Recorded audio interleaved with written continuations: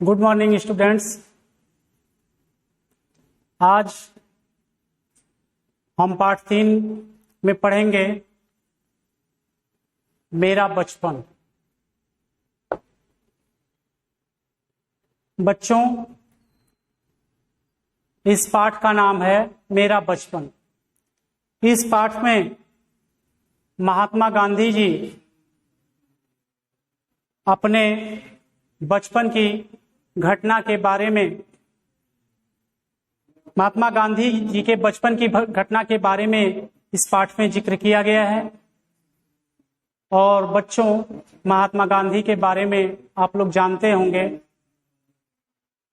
महात्मा गांधी जी को सत्य और अहिंसा का पुजारी कहा जाता है। महात्मा गांधी का जन्म 2 अक्टूबर, जिसे हम गांधी जयंती के नाम से मनाते हैं, वो गुजरात के पोरबंदर नामक स्थान पर हुआ था। इनके पिताजी का नाम करमचंद गांधी था और माताजी का नाम पुतलीबाई था। महात्मा गांधी जी का पूरा नाम मोहनदास करमचंद गांधी था। बच्चों, ये बचपन से ही हमेशा सत्य मार्ग पर चलने का इन्होंने प्रयास किया और जो चीजें गलत होती थी वो इसको सीधे नकार देते थे। इनके जीवन की कुछ घटनाओं को हम तमाम किताबों में पढ़ते हैं और इनकी जीवन की इसी एक घटना का एक अंश इस पाठ में दिया गया है। तो आइए पढ़ते हैं। प्रस्तावना। प्रस्तुत पाठ महात्मा गांधी के बचपन से संबंधित है। आइए पढ़कर उनके बचपन के बारे में जानें। पोरबंदर ये गुजरात में पड़ता है। पोरबंदर से पिताजी राजस्थानी कोर्ट के सदस्य होकर राजकोट गए। तब मेरी उम्र कोई 7 वर्ष की रही होगी। गांधी जी कह रहे हैं कि जब गुजरात के पोरबंदर से हमारे पिताजी कोर्ट के सदस्य बनकर के राजकोट गए, तब गांधी जी कितने साल के थे? केवल 7 साल के। और आज जैसा कि आप देखते हैं कि बच्चा 3.5-4 साल का होता है, तभी से वो स्कूल जाना शुरू कर देता है। लेकिन पहले ऐसा नहीं था। पहले लोग 6-7 साल के हो जाते थे तब वो स्कूल जाना शुरू करते थे। तो उसी तरह गांधी जी के साथ भी हुआ। जब वो 7 साल के थे तो मैं राजकोट की ग्राम पाठशाला में पढ़ने भेजा गया, जहां उनके पिताजी कोर्ट के सदस्य बनकर के गए थे। उसी गांव के एक विद्यालय में, उसी में एक विद्यालय, पाठशाला मीन्स होता है विद्यालय, उसमें इन्हें पढ़ने के लिए भेजा गया। उस मदरसे के दिन मुझे अच्छी तरह याद है। मदरसा मीन्स वही विद्यालय या स्कूल। उसमें जो घटनाएं इनके साथ घटी वो करें, हमें वहां की घटनाएं अच्छी तरह से याद हैं। और यहां तक कि मास्टरों के नाम धाम, मास्टर मीन्स वही टीचर्स, अध्यापक, सारी घटनाओं के साथ साथ अध्यापकों के नाम इत्यादि भी मुझे अच्छी तरह से याद है। पोरबंदर की भांति वहां की पढ़ाई के बारे में भी कुछ विशेष जानने योग्य नहीं है। मीन्स जैसे पोरबंदर की पढ़ाई थी, गुजरात में होती थी, सेम उसी तरह से, उसी से मिलती जुलती पढ़ाई वहां भी थी। वहां भी कुछ विशेष या एक्स्ट्रा चीजें नहीं थी। मेरी गिनती शायद साधारण श्रेणी के विद्यार्थियों में रही हो। मीन्स पढ़ने लिखने, ये साधारण श्रेणी का मतलब, ये कहने का मतलब ये बहुत ब्रिलियंट नहीं थे, बहुत टैलेंटेड नहीं थे। साधारण का मतलब मध्यम श्रेणी के ये विद्यार्थी थे। गांव की पाठशाला से कस्बे की पाठशाला में और वहां से हाई स्कूल पहुंचने में मेरा 12वां वर्ष बीत गया।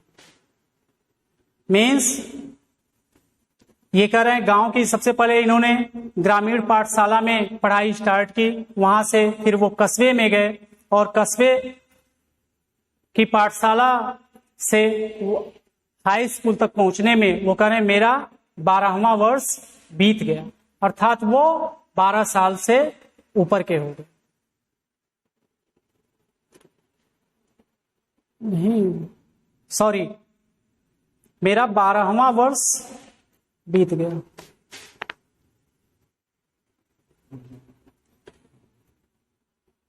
और वहां से हाई स्कूल तक पहुंचने में मेरा 12वां वर्ष बीत गया। तब तक मैंने कभी शिक्षकों को धोखा दिया हो ऐसा याद नहीं आता। शिक्षकों को धोखा देने का मतलब ये है, जैसे आप लोग हैं, चीटिंग करते हैं, नकल मारते हैं ना, तो इस तरह से, या और भी जो गलत कार्य करते हैं, कभी होमवर्क दिया जाता है, होमवर्क कंप्लीट करके नहीं आते हैं, बहाना, तमाम तरह से बहाना बनाते हैं, तो ये अध्यापक को धोखा देना ही होता है। तो वही गांधी जी कह रहे हैं, शायद मुझे ऐसा याद नहीं, अर्थात उन्होंने ऐसा कार्य कभी नहीं किया। तो तब तक मैंने कभी शिक्षकों को धोखा दिया हो ऐसा याद नहीं आता। तो कोई चीज याद तभी आती है जब आदमी किया हो, अर्थात गांधी जी ने अपने पढ़ाई काल में या जब तक वो हाई स्कूल में थे तब तक उन्होंने कभी ऐसा नहीं किया। न तब तक कोई दोस्त बनाने का स्मरण है, अर्थात कोई इनका साथी भी नहीं था। स्मरण मीन्स होता है याद होना। मैं बहुत ही झेंपू लड़का था। झेंपू का मतलब झेंपने वाला, अर्थात जो अपनी बात को दूसरे के सामने रखने में शर्मिंदगी महसूस करता है, उसको शर्म आती है, लज्जा आती है, अर्थात अपने बात को दूसरों के सामने वो स्पष्ट रूप से रखने में हिचकता है। तो गांधी जी उसी स्वभाव के थे। पाठशाला में मुझे बस काम से काम रहता था, मतलब अपने काम से काम, केवल पढ़ाई लिखाई से ही काम रहता था, फालतू चीजों से इनसे कोई मतलब नहीं।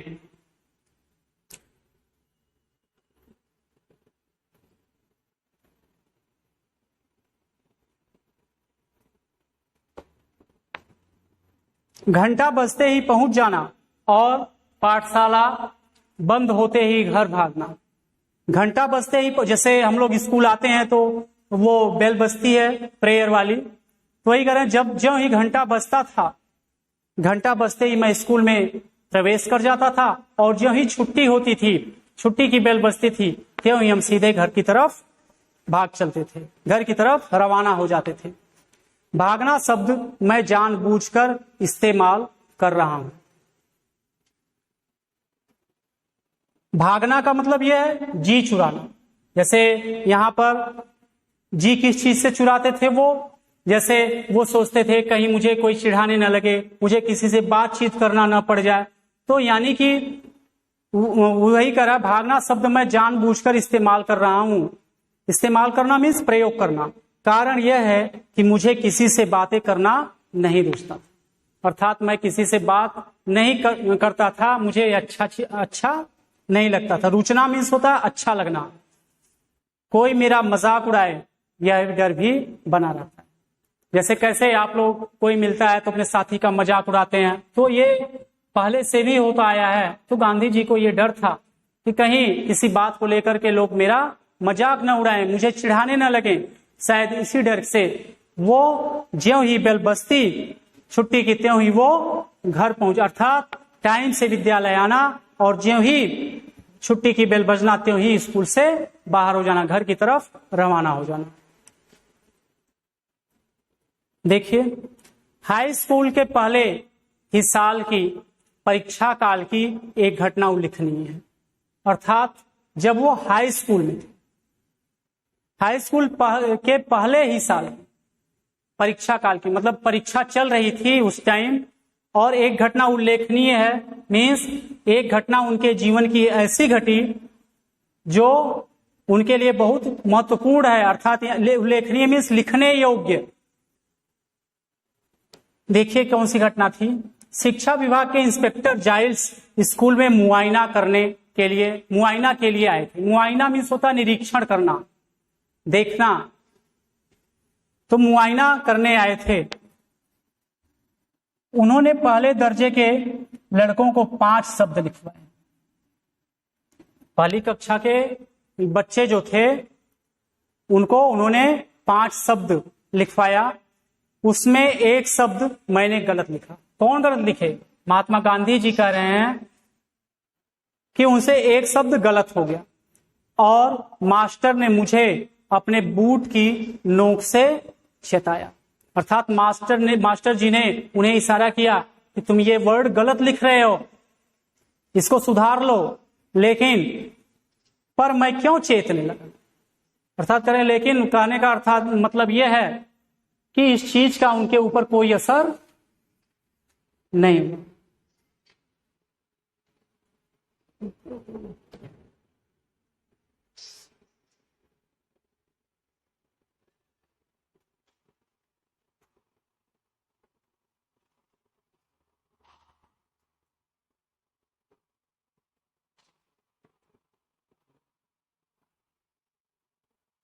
मैं यह सोच भी ना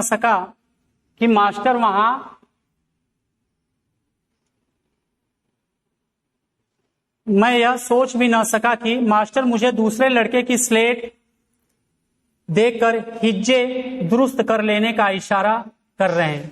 हिज्जे मीन्स होता है स्पेलिंग, वर्तनी। अर्थात उन्होंने शब्द गलत लिखा था और मास्टर साहब ने वही करा ना, मुझे अपनी बूट की नोक से चेताया। मतलब उनको ध्यान धराया। क्या ध्यान धराया?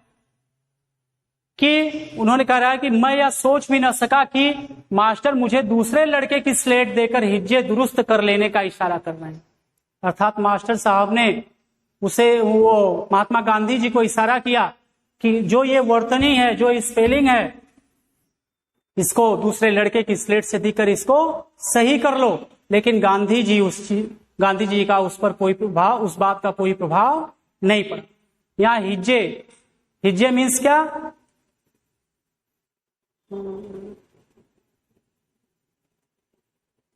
हिज्जे मीन्स वर्तनी, और दुरुस्त करना मीन्स क्या होता है? ठीक करना। तो वही कह रहा है, मैंने तो यह मान रखा था कि मास्टर वहां इसके लिए तैनात हैं कि हम एक दूसरे की नकल न कर सकें।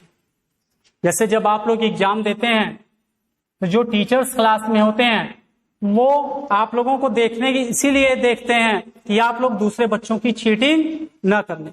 तो गांधी जी के दिमाग में ये चीज थी कि मास्टर साहब की ड्यूटी तो इसलिए कमरे में लगाई गई है कि हम किसी बच्चे की चीटिंग न करें। तो फिर मास्टर साहब हमसे क्यों चीटिंग करने के लिए कहेंगे? है ना? देखिए कितनी ऊंची बात है कि टीचर्स के इशारा करने के बाद भी गांधी जी ने दूसरे बच्चे की चीटिंग नहीं की। सोच रहे हैं? देखिए तो वही कह रहा है, मैंने तो यह मान रखा था कि मास्टर वहां इसके लिए तैनात हैं कि हम एक दूसरे की नकल न कर सके। सब लड़कों के 5 शब्द सही निकले, अकेला मैं बेवकूफ हूं। क्यों बेवकूफ बने? क्योंकि इनका वही वर्ड क्या था? गलत था। मेरी मूर्खता मास्टर ने मुझे बाद में बताई, पर मेरे मन पर उसका कोई असर न हो। तो मेरी मूर्खता मास्टर ने मुझे बाद में बताई, तो हो सकता है मास्टर साहब ने बाद में इनको पनिश भी किया हो, है ना? लेकिन उस चीज का इन पर कोई प्रभाव नहीं पड़ा। मुझे दूसरे लड़कों की नकल करना कभी ना आया। इतने पर भी मास्टर के प्रति मेरा आदर कभी घटा नहीं। अर्थात मास्टर ने उनको पनिश किया, टीचर्स ने, उनका अध्यापक ने उनको पनिश किया। क्यों पनिश किया? कि अध्यापक ने उनसे कहा, फिर भी उन्होंने चीटिंग नहीं की। तो वो कह रहा है कि इतना हो जाने के बाद भी हमारे मन में कभी भी टीचर्स के प्रति, अध्यापक के प्रति निरादर का भाव नहीं आया। मैं हमेशा उनका सम्मान पहले जैसा ही करता रहा। बड़ों के दोष न देखने का गुण मुझमें स्वाभाविक था। अर्थात कहा भी जाता है कि हमें हमेशा अपने गुण को वो अपने अंदर देखना चाहिए झांक करके कि हम क्या हैं। हमें दूसरों की गलती की तरफ ज्यादा ध्यान नहीं देना चाहिए, हमें अपने को सुधारने का प्रयास करना चाहिए। तो गांधी जी के अंदर भी वही था कि ये दूसरों के गुण या दोष क्या उसमें वो करा है ना, देखने का गुण मुझमें, बड़ों के दोष न देखने का गुण मुझमें स्वाभाविक था। अर्थात किसी के अंदर क्या कमी है या कौन क्या गलती कर रहा है उससे मुझसे कोई मतलब नहीं था। इन मास्टर के अन्य दोष भी मुझे बाद में मालूम हुए। कहने का मतलब वो गांधी जी खुद ही कह रहे हैं कि हमारा जो स्वभाव था उस स्वभाव के अंतर्गत हम कभी भी जो हमसे बड़े होते थे वो हम उनके अंदर हम कभी भी दोष ढूंढने का प्रयास ही नहीं किए, और बाद में जो मास्टर साहब के अन्य दोष भी मालूम हमें चले हमने उस पर भी कोई ध्यान नहीं दिया।